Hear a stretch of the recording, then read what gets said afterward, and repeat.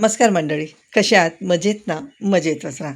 आज आपण मार्केटमध्ये जसे भजी मिळतात तसेच मूग भजी आज बनवणार आहोत आणि ही ट्रिक वापरून नक्कीच भजी बनवा. तुमचे भजी एकदम बाजारातले भजी भेटतात तशीच होतील.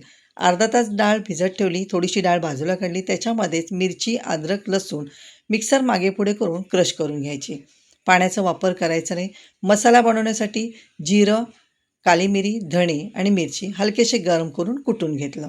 डाळ क्रश करून घेतलेली आहे. त्याच्यामध्ये कोरडी जी डाळ होती ती टाकली. क्रश केलेला मसाला, 2 चमचे तांदळाची पिठी, थोडीशी हळद, चवीनुसार मीठ, कांदा. आता ही सर्व साहित्य हाताने एकजीव करून घ्यायचं. ह्याच्यामध्ये कढीपत्त्याची पानं क्रश केलेली आणि कोथिंबीर.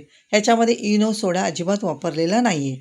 आता इथे पाण्याचा वापरही केलेला नाही आहे. आता हे मीडियम गॅसवरती आपल्याला छोटे छोटे भजी असे कढईमध्ये टाकून घ्यायचे आणि मीडियम गॅसवरती तळून घ्यायचे.